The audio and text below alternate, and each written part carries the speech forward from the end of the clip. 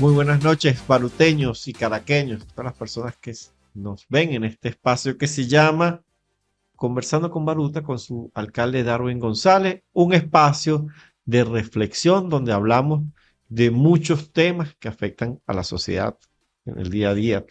Hoy vamos a tener un tema muy humano, un tema profundo.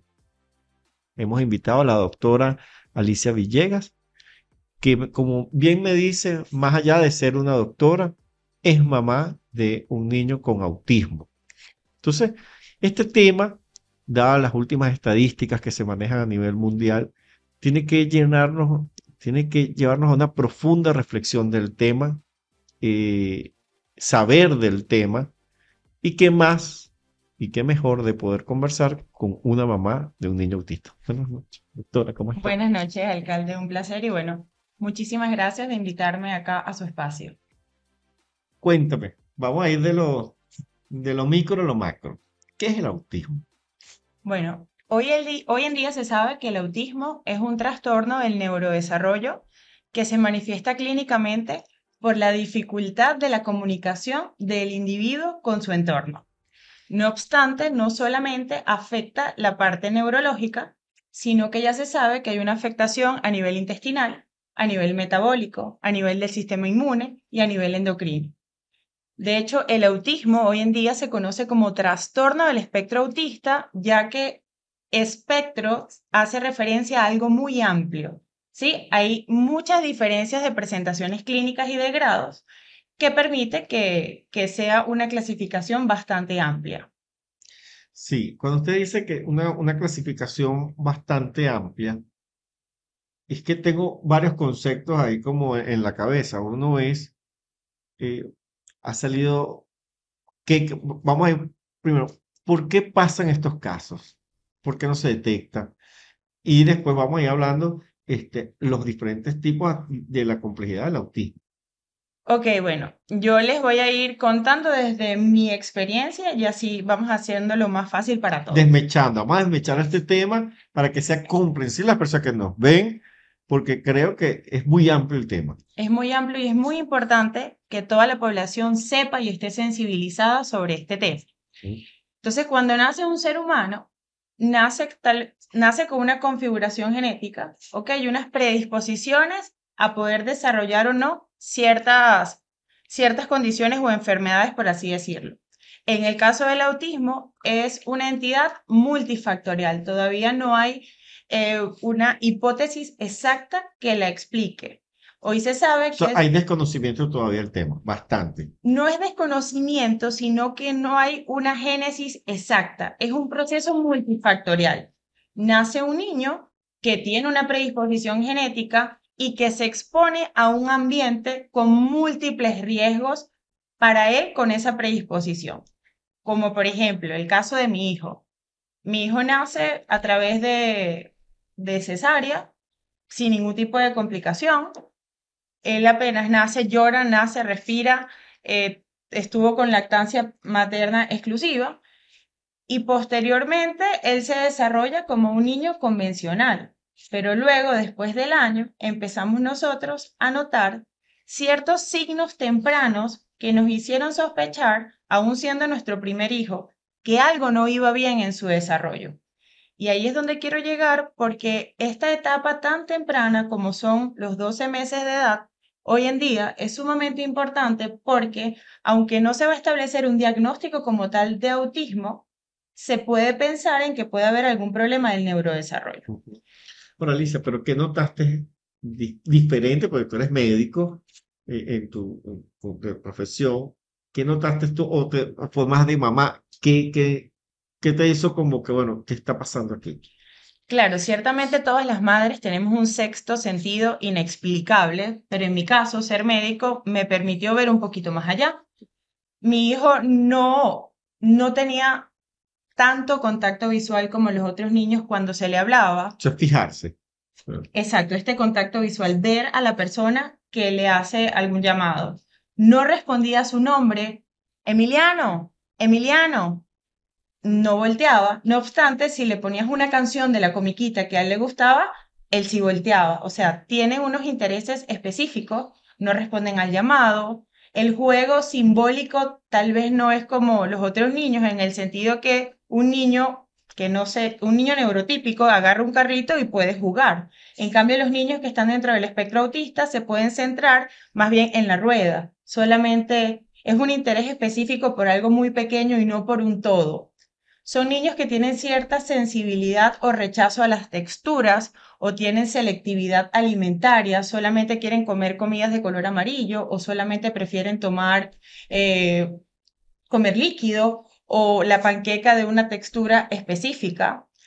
Son niños que tienen trastornos del sueño, niños que se les dificulta mucho tener una noche de un sueño corrido y esto altera a los padres porque no es nada fácil tener Y un bebé para el crecimiento porque no están y descansando. no están descansando. ¿Qué otra cosa? Tienen intereses muy específicos. Son niños que su conducta se altera al cambio de rutina. No son tan adaptables. Ellos son un poco más rutinarios y en caso de que salgan de eso pueden ser mucho más irritables. Hay otros casos de niños que tienen movimientos estereotipiados, por ejemplo, como aletear o saltar. Eso también es un indicador. En mi caso, yo recuerdo que mi hijo vio un perro y empezó a hacer aleteo de los brazos. Y eso a mí me llamó la atención. En ese momento yo dije, ¿será una convulsión? Pero después dije, no, porque, o sea, él vio una convulsión, son movimientos involuntarios, pero él vio al perro, se emocionó y hizo el aleteo. Entonces, hubo muchos detalles que fuimos captando poco a poco, al igual cuando tú llevas a un niño al parque, ellos en general tienen un comportamiento similar, por así decirlo. Mi hijo se centraba tal vez en jugar con las hormigas y no en ir al tobogán o ir al columpio. Entonces son signos tempranos que a nosotros como padres, porque mi esposo, a pesar de no ser médico, siempre también sintió que las cosas no iban como tal vez se desarrollaron con sus sobrinos. Entonces, eso nos llamó la atención y nos llevó a consultar tempranamente a un equipo especialista en este tema. Bueno, hay una clasificación para los niveles de autismo porque entiendo que hay ciertas personas que tienen un nivel de autismo y entonces de repente son unos virtuosos en el piano. Pero de repente hay gente, algunos niños, personas que tienen unos niveles de autismo muy fuertes donde prácticamente tiene que ser todo asistido. ¿Existe una definición, una diferenciación edúcanos un poco más del tema? Bueno, a grandes rasgos, la clasificación actual se basa en la capacidad o la dependencia que tenga ese niño, es decir, en el grado de asistencia que deba tener por sus cuidadores. Y eso permite hacer un grado en grado 1, grado 2, grado 3, en función a la independencia o dependencia que tenga el niño de sus cuidadores. O sea, hay algunos que, por decirlo, puede llegar al punto de no poder caminar o, s- o s- Bueno, realmente el trastorno del espectro autista no se caracteriza siempre con la en parte que motora. haya algún tipo de alteración o de retardo en la en la psicomotricidad. No obstante, esto es bastante amplio, como ya conversamos, ya hay diferentes manifestaciones. Lo más característico en ellos es la dificultad en la comunicación, el retardo en el habla y no solo la comunicación verbal, sino también el lenguaje comprensivo. Y otro aspecto muy importante en estos niños es que ellos tienen una alteración de la integración sensorial. Por eso es que ellos son más sensibles a los ruidos o a los estímulos visuales y esto puede abrumarlos un poco, pero lo bueno es que eso tiene terapia y se puede ir trabajando. Ok. Hoy en día, ya que nos están viendo, tenemos una tasa bastante elevada de niños con autismo. ¿Cuáles son las últimas tendencias a nivel mundial? Bueno, según la última estadística de los Estados Unidos, ellos el año pasado, en 2023, publicaron que uno de cada 36 niños en los Estados Unidos tiene autismo. Y esto es una cifra bastante alarmante. Posiblemente podamos decir, bueno, tal vez se están haciendo más diagnósticos y por eso Exacto. hay un mayor número de casos. Casi que pudiéramos decir que es un promedio de 2 puntos, casi 2,20 y algo por cada 100 niños. Es una tasa elevada. O si lo vemos más sencillo, por cada aula en las escuelas de 36 niños, va a haber un niño con trastorno del espectro autista. Es siendo algo muy interesante porque prácticamente yo he visto que los salones son más o menos de 30 y pico de niños, Bueno, o hasta más. o hasta más. Que prácticamente estamos hablando, por cada salón de clase tenemos un niño con autismo. Ahora, que ¿cómo se ayuda? O sea, ¿cómo? Porque a lo mejor la madre o el padre no saben que el niño tiene un nivel de autismo. ¿Qué hay que hacer en ese caso cuando de repente, claro, pues están forzando al niño que tiene que hablar antes de tiempo, o sea, o a la edad que se espera, o hacer ciertas actividades y no saben que tienen este autismo? ¿Qué hay que hacer en ese caso? O sea, Esta pregunta es muy interesante porque al menos nosotros siempre fuimos unos padres que estuvimos tú eres abiertos, médico. abiertos a que algo podía suceder, pero hay padres que entran en negación o que tal vez por desconocimiento no se dan cuenta. O hay otros casos que son mamás que les puede preocupar que tal vez el niño tiene 1 año y no emite ningún tipo de sílabas y dice, oye, estoy preocupado, mi hijo no habla, y tal vez la abuela o la tía dice, quédate tranquila, que el Eso papá es era normal, flojísimo, sí. el papá habló a los 4 años, a él le va a pasar igual. Y creo que es un punto fundamental educar. Primero, darle visibilidad a esta condición que ya sabemos que es frecuente en la sociedad, no solo en Estados Unidos, alrededor de todo el mundo. Educar cuáles son los signos tempranos que entre los 18 y 24 meses nos pueden orientar de que puede haber un trastorno del neurodesarrollo. Eso es la fijación, la búsqueda de sonidos del bebé. Serían, porque estos signos tempranos, ojo, quiero aclarar para no alarmar, no todo es autismo, ¿no? Son signos tempranos de sospechar como papás que algo no va bien en el neurodesarrollo. Por ejemplo, escasa respuesta al llamado, nulo o poco contacto visual, conductas repetitivas, estereotipias, intereses específicos, entre otros.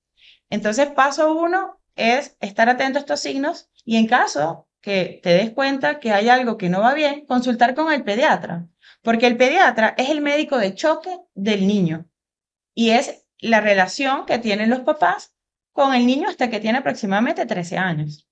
¿A partir de qué edad se puede, o sea, porque una vez que se sabe el diagnóstico, que el niño, dependiendo, hay tres niveles, ¿no? De lo que he entendido, de los niveles de autismo. Y a partir de qué edad debe estar ya el niño, o sea, para que ayuden a los padres a asistir al niño en su proceso, en su evolución. Hacer el diagnóstico de autismo por parte del personal de salud muchas veces se hace un poco complicado porque aunque se puede realizar a la edad de 24 meses, hay especialistas de salud que prefieren hacer una estimulación adecuada para ver cómo evoluciona, porque el cerebro de los niños tiene una gran virtud que se llama neuroplasticidad, entonces se le da cierto paréntesis o rango para que estos muchachos o estos niños puedan evolucionar, ¿no? El diagnóstico, la piedra de choque es el pediatra, y también tiene que ser evaluado como trabajo grupal multidisciplinario por un neuropediatra, por un psicólogo clínico y muy importante, que ahorita lo podemos tocar un poco más a detalle, es por un gastroenterólogo pediatra. El tema de la alimentación. ¿Hay irritabilidad a ciertos alimentos o intolerancias? Los niños con autismo tienen una condición que se llama disbiosis. La disbiosis es una alteración de la microbiota, es decir, de las bacterias, parásitos u hongos que están de forma normal en nuestro tracto digestivo. Eso está alterado y también su pared intestinal está alterada, está permeable. Entonces, ¿qué es lo que sucede? Si tenemos alterado la alteración de la disbiosis y tenemos alimentos inflamatorios como el gluten, los lácteos, y hay una pared intestinal que está alterada, va a permitir el paso al torrente sanguíneo de toxinas y de proteínas que a nivel del cerebro actúan de forma inflamatoria. Y por eso hoy se sabe que en autismo hay un proceso inflamatorio a nivel del cerebro, que una vez que se instaura un equipo multidisciplinario y un manejo integrativo, esto poco a poco se va a ir corrigiendo. Nosotros cuando mi hijo tenía 2 años, nos recomendaron retirar de la dieta el gluten, los lácteos, el azúcar y los alimentos procesados. O sea, prácticamente estamos hablando de una dieta de proteínas con vegetales. Una dieta saludable realmente, de proteínas y tubérculos y frutas. Exacto. Nada de azúcar, o sea, estamos hablando de nada de arepa, nada de cachapa, nada de empanada, pasta, arroz, Corrijo. pero sin embargo es una dieta muy saludable porque es una dieta en base a proteínas, todo Sí, lo que pero es que son sí los... podemos comer arepas. Por eso le dije, corrijo. Ah, ok, Sí pero, podemos porque comer hay unas que arepas. son sin gluten. ¿Por qué? Porque tenemos harina de maíz sin gluten. Tenemos la yuca, que la podemos sancochar, la procesamos y hacemos las arepitas y también podemos hacer empanadas. ¿Qué es lo que no podemos comer o en estos niños no se recomienda? Todo lo que viene en las bolsitas que nos gusta tanto, las galletas, las chips, el chocolate, los helados.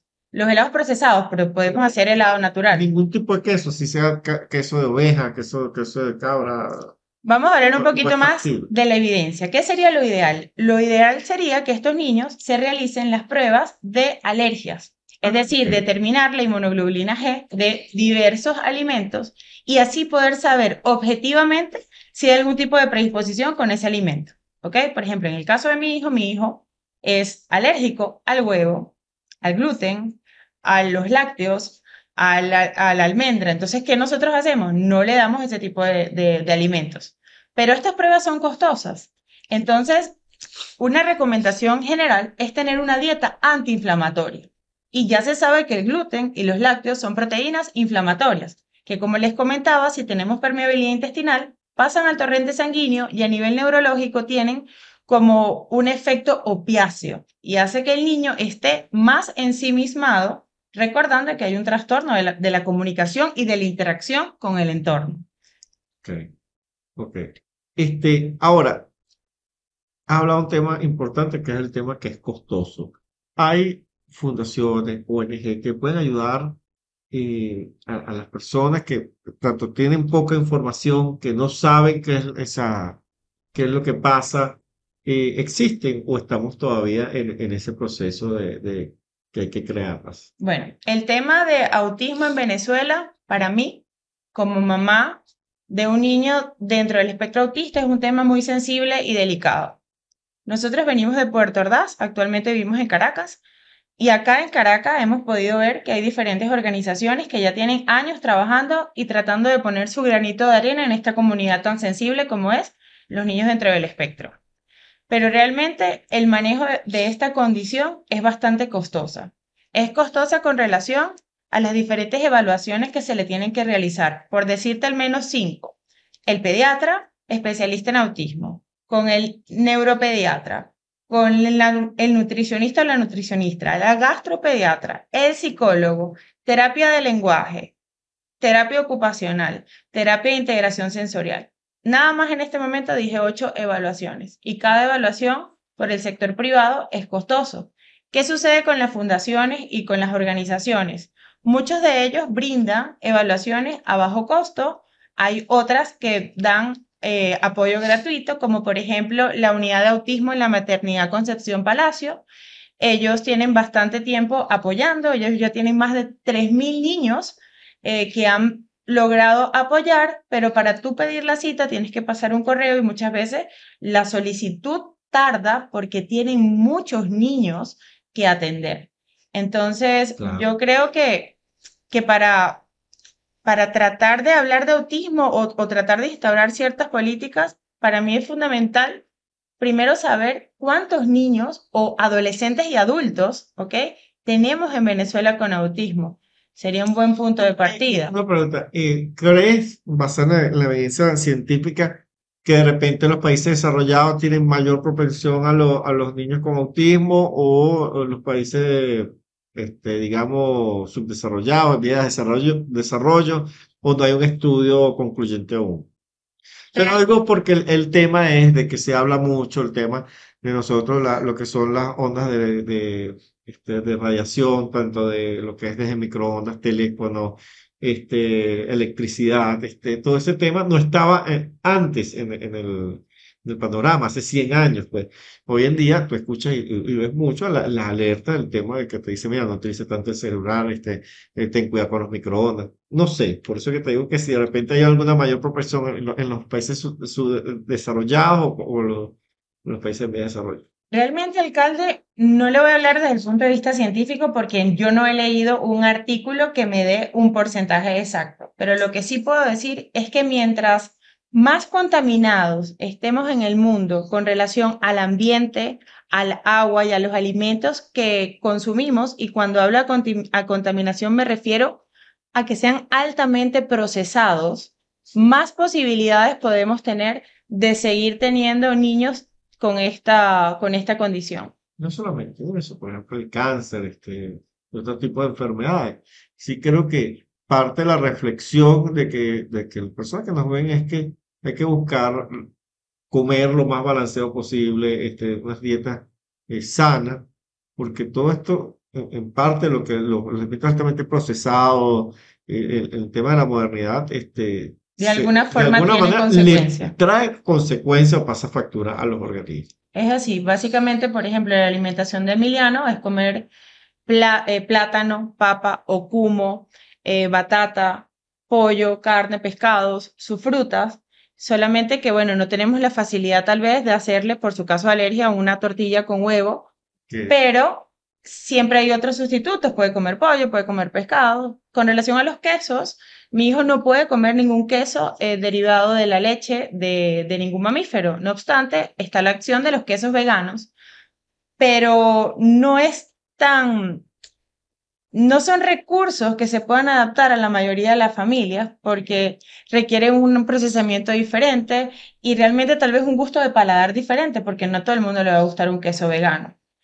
Pero No, y sí que aparte que, primero que incluya en la familia a todos con estos hábitos alimenticios, porque, bueno, o sea, imagino que no se va a cocinar nada más para el niño, sino que se hace la comida para todos, por otra manera, para es el deber ser. la simplificación y aparte para que el niño vea, porque también imagínese, si el niño está al lado y por decirte algo, el hermano, bueno, como complicado, Sí, pero es imagínate el complicado. papá comiéndose una oblea con arequipe, muchacho, o sea, Y es que no está incluso ayudando en el colegio, tú en el envías una colegio. lonchera con una alimentación adaptada, pero el resto de los niños pues llevan su alimentación Y también convencional, está ahí el tema de repente de buscar la genialidad de la mamá de hacérselo lo más llevadero. llevadero, a lo mejor la forma, el Sí, molde, sí. cosa que el niño no se aburra y que sienta que Realmente los niños dentro del espectro, ellos son unos niños bien sencillos.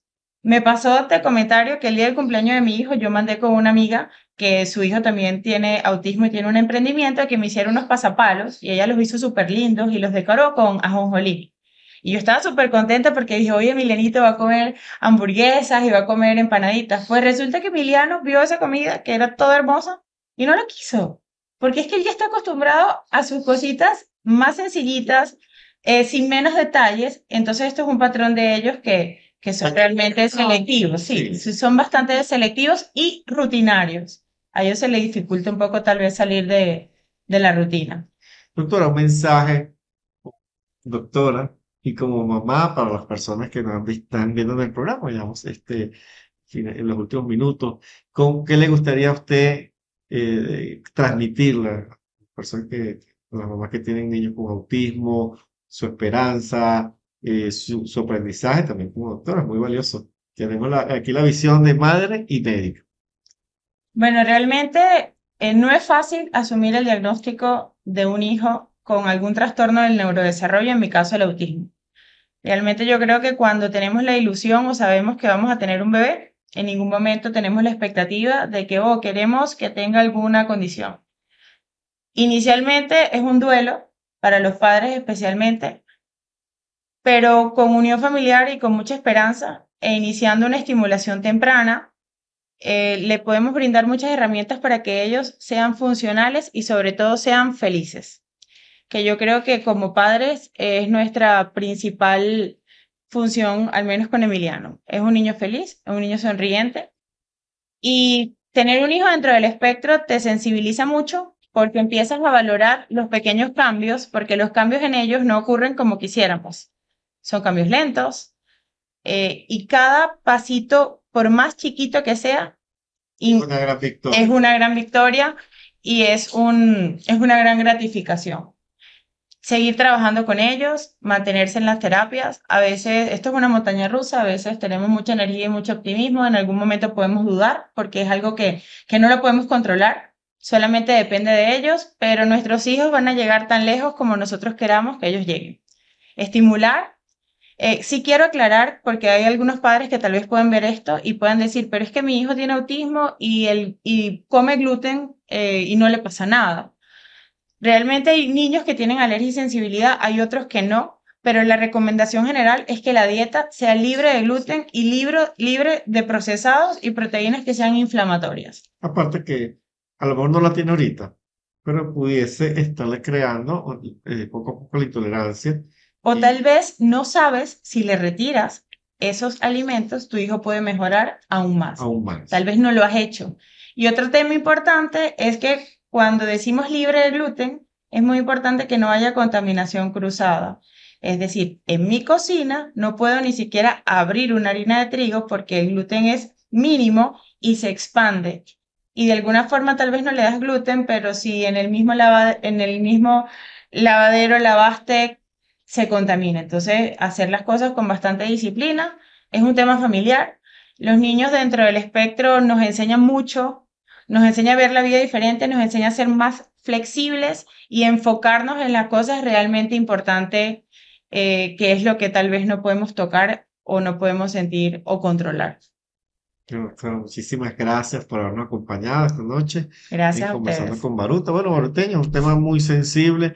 Espero que les ayude a las personas que tienen alguna familiar con autismo. Y creo que hay que investigar, entonces, porque las estadísticas son bien altas. Y la idea de este programa es sensibilizar de estas cosas a todos como seres humanos desde la alcaldía. Bueno, a la orden, cuente con nuestro apoyo. Muchísimas gracias. Gracias a ustedes.